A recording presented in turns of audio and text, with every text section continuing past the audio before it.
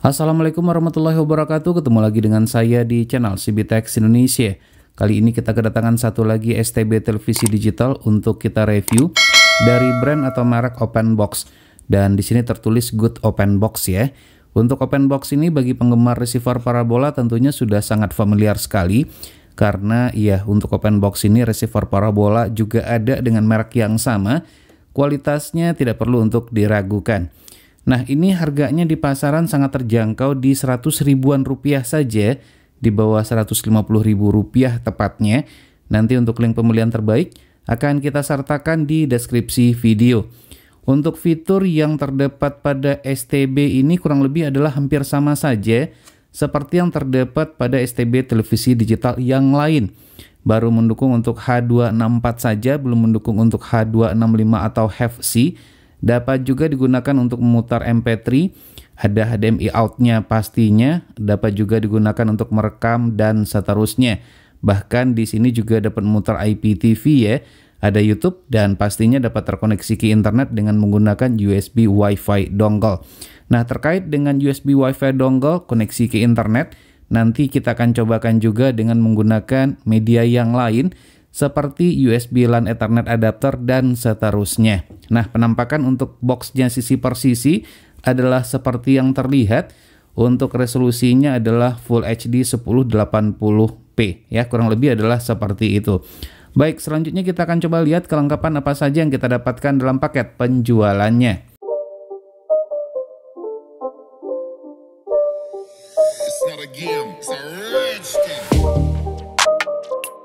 Jadi inilah kelengkapan yang kita dapatkan dalam paket penjualannya. Jika kita perhatikan, tidak terdapat kabel RCA dan juga tidak terdapat untuk baterai ya. Pertama kita mendapatkan buku petunjuk. Untuk buku petunjuknya ini ditulis dengan menggunakan bahasa Inggris, tidak ditulis dengan menggunakan bahasa Indonesia. Dan jika kita perhatikan juga tidak terdapat untuk kartu garansinya. Jadi bisa dipastikan untuk STB ini garansinya adalah garansi personal dari sellernya saja. Kemudian kabel HDMI, nah ini cocok bagi pengguna televisi LED, LCD dan yang sejenis. Namun bagi pengguna televisi tabung untuk kabel RCA harus dibeli secara terpisah. Untuk remote control secara desain kurang lebih adalah hampir sama seperti pada remote control STB yang lain yang pernah kita review. Untuk kelengkapan tombol adalah seperti yang terlihat.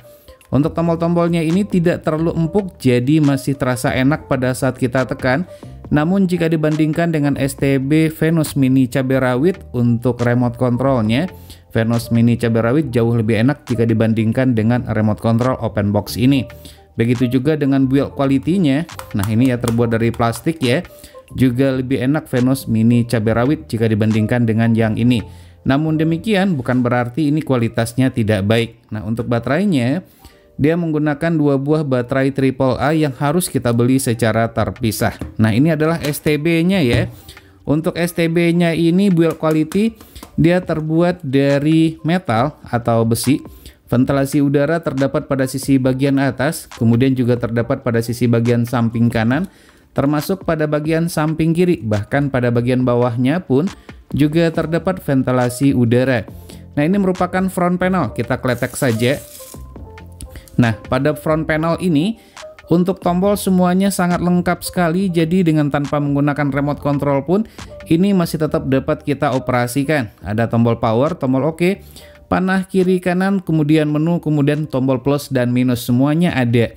Kemudian ada LED display dan satu buah port USB pada sisi bagian depannya ini.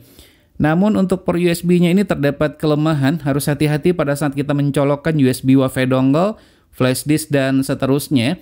Karena ini tidak ada penahannya pada sisi bagian dalam, jadi takutnya kalau terlalu kencang port USB-nya ini khawatirnya longgar atau patah ya, karena tidak ada penahan seperti yang saya sebutkan tadi. Nah, untuk sisi bagian belakangnya ini merupakan pada sisi bagian belakang di mana tuh kita mendapatkan 6 buah port RCA atau 2 pasang ya. Jadi ini bisa dihubungkan secara langsung ke dua televisi yang memiliki port RCA seperti televisi tabung ataupun televisi LED. Jadi bisa dua sekaligus ditambah dengan satu buah port HDMI. Jadi kalau seandainya ingin menyalakan 3 televisi secara serentak, itu sangat dimungkinkan sekali. Kemudian juga terdapat port untuk antena yaitu RF in dan RF loop. Nah, kurang lebih adalah seperti ini ya. Terkait dengan fitur yang terdapat pada STB Good Open Box ini, kita akan coba nyalakan saja ya. Semoga saja STB ini sesuai dengan harapan kita. Walaupun secara desain sedikit berbeda, namun STB ini secara fitur sama persis dengan STB HDTV 2023 terbaru yang pernah kita review sebelumnya.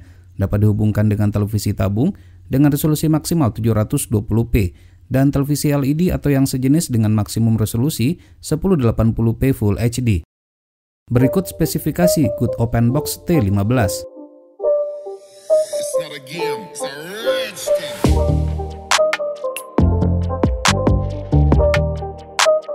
Ketersediaan port USB yang hanya satu saja membuat pengguna tidak dapat memasang USB dongle dan media penyimpanan seperti flash disk secara bersamaan. Beruntungnya STB ini mendukung USB hub, sehingga ketersediaan port USB dapat ditambahkan. Front panel dilengkapi dengan tombol operasi yang sangat lengkap. Tanpa menggunakan remote control pun STB ini masih tetap dapat digunakan. LED display terlihat elegan, terletak di posisi berdekatan dengan port USB, dilengkapi dengan lampu indikator lock sinyal dan standby. Ventilasi udara didesain dengan sangat baik sekali, sehingga sirkulasi udara cukup lancar. Pada suhu ruangan 26,1 derajat Celcius, menyala selama kurang lebih 1 jam, suhu STB ini berada pada 42,6 derajat Celcius, hampir sama dengan STB HDTV 2023 terbaru. Masih tergolong adem dan aman untuk dinyalakan dalam waktu yang lama. Namun untuk keawatan, tetap disarankan menggunakan cooling pad atau kipas pendingin. Walaupun tidak tertulis sudah dilengkapi dengan fitur EWS, namun dengan adanya submenu location code atau kode pos, dapat dipastikan STB ini sudah mendukung fitur tersebut. Silakan masukkan kode pos sesuai lokasi masing-masing agar EWS dapat berfungsi dengan baik. Untuk beberapa lokasi, fitur ini sudah diaktifkan. Tidak ada delay pada respon remote control, tombol enak dan mudah untuk dijangkau, tidak memiliki fitur infrared learning function atau copy tombol, sehingga tidak dapat digunakan sebagai remote control televisi. Untuk akses yang lebih cepat, terdapat beberapa tombol shortcut pada remote control, di antaranya seperti V-format untuk pengaturan resolusi, tombol aspek untuk aspek rasio, dan tombol timer untuk melihat program yang sudah di-booking sebelumnya. Proses booting cukup cepat, kurang dari 20 detik, simple dan tetap eye-catching. Yang berada di Kelurahan Cengkeh Turi, Kecamatan Binjai Utara. Tampilan user interface merupakan ciri khas dari STB dengan menggunakan chipset Gochin pada umumnya. Informasi yang ditampilkan lengkap termasuk informasi board. Pembacaan kekuatan dan kualitas sinyal dilihat dari persentasenya hampir sama dengan STB HDTV 2023 terbaru. Tidak ada masalah dengan tuner, semua MUX dapat di-lock dengan baik, termasuk MUX Viva Group yang powernya kecil di lokasi saya. Perlu diketahui, antena yang digunakan adalah antena biasa saja, yaitu push on dengan sudah dicabangkan ke 4 televisi dengan menggunakan CATV. Untuk CATV terbaik, dapat dilihat pada link di pojok kanan atas video ini.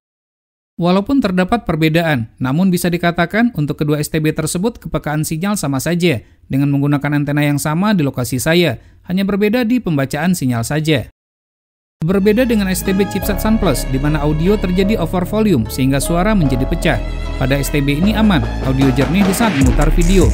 Selain itu, kualitas gambar pun juga tajam.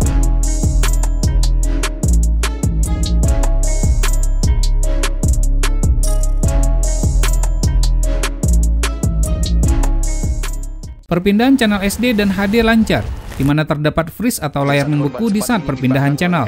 Namun hal tersebut bukan berarti delay. Untuk sebagian STB untuk mode perpindahan ini, terdapat pilihan mode black screen dan freeze. Mengumumkan tambahan bantuan. Ya, ini adalah lawatan mendadak Biden. Untuk channel tertentu yang sering ditonton, maka dapat dimasukkan ke dalam kelompok favorit. Terdapat pilihan sebanyak 32 kelompok. Nama kelompok favorit tersebut dapat di-rename sesuai dengan keinginan pengguna. Channel juga dapat diurutkan dan namanya juga dapat untuk diganti. Menariknya untuk channel tertentu dengan alasan keamanan, jika diinginkan maka dapat untuk di-lock, sehingga untuk menontonnya harus memasukkan kata kunci sesuai dengan yang sudah kita tentukan.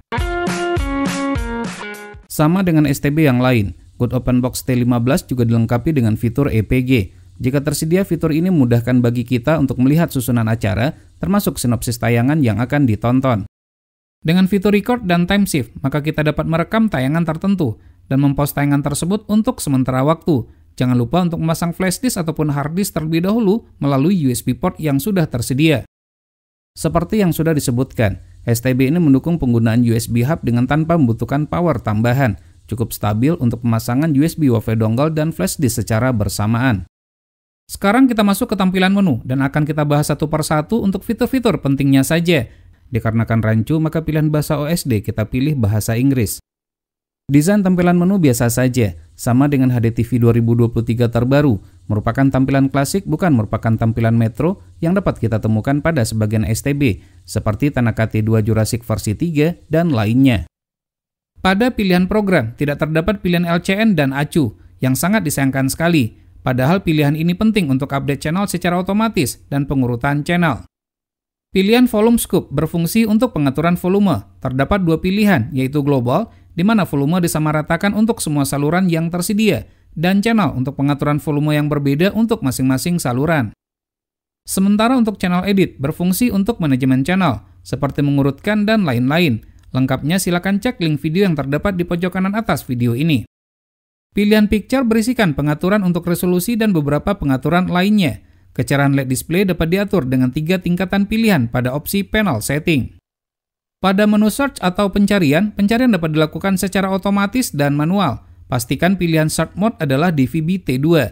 Untuk antena power atau daya antena, jika diaktifkan maka akan berikan tegangan sebesar 5 volt. Pastikan antena yang digunakan mendukung. Jika tidak, maka sinyal akan zonk atau 0%. Menu option merupakan pengaturan untuk bahasa, subtitle, dan audio. STB ini mendukung Dolby Audio, walaupun bukan berasal dari merek yang terkenal. Pilihan sistem berisikan banyak pilihan untuk pengaturan STB ini. Berikut pilihan pengaturan yang tersedia. Untuk mengembalikan ke setelan pabrik, maka dapat memilih factory reset dengan kata sandi 0 sebanyak 4 kali. Software upgrade adalah untuk upgrade firmware, dibutuhkan agar STB berada dalam performa terbaiknya. Hanya dapat dilakukan melalui USB upgrade saja. Sebaiknya menggunakan UPS untuk menghindari listrik mati yang dapat mengakibatkan kerusakan. Network setting merupakan pengaturan untuk akses ke jaringan internet. Hanya mendukung menggunakan USB Wi-Fi dongle saja dengan chipset MT dan RT. Tidak mendukung USB LAN Ethernet adapter dan USB tethering menggunakan kabel data smartphone. Menu USB berfungsi untuk pengaturan sebagai media player. Seperti untuk memutar video favorit yang tersimpan pada flash disk ataupun hard disk, juga terdapat pengaturan PVR config untuk record dan time shift. Selain itu juga terdapat pilihan menu Internet App, Internet Video, dan DLNA. Opsi Internet App berisikan aplikasi streaming IPTV dan weather untuk melihat perakiraan cuaca. Submenu Internet Video atau Apples berisikan aplikasi streaming yang didukung seperti YouTube, YouTube Kids, TikTok, dan WeTV. YouTube berjalan lancar. Sayangnya walaupun resolusi sudah disetting ke 1080p, tetap saja resolusi maksimum adalah 720p saja. Untuk fitur search atau pencarian dapat berfungsi dengan baik, sehingga pengguna dapat mencari konten sesuai dengan yang diinginkan. Sementara untuk WeTV dan TikTok, pengguna dapat login dengan menggunakan akun masing-masing. Salah satu kelebihan STB ini, pengguna dapat melakukan casting dengan menggunakan smartphone atau perangkat lain yang mendukung. Terkait fitur DLNA, DMP, dan DMR ini, untuk lebih jelasnya sudah kita buatkan video tersendiri. Linknya dapat dilihat di pojok kanan atas video ini. Boot OpenBox T15 merupakan salah satu STB low watt. Untuk daya listrik maksimal yang dibutuhkan, setelah kita ukur dalam keadaan menyala hanya 6,2 watt saja, dan 0 watt dalam kondisi standby. Sekarang kita masuk kepada kesimpulan. Dengan menggunakan casing metal atau besi, ventilasi udara banyak membuat suhu STB ini menjadi adem. Tuner sensitif, mendukung fitur DLNA dan berbagai macam aplikasi streaming seperti YouTube.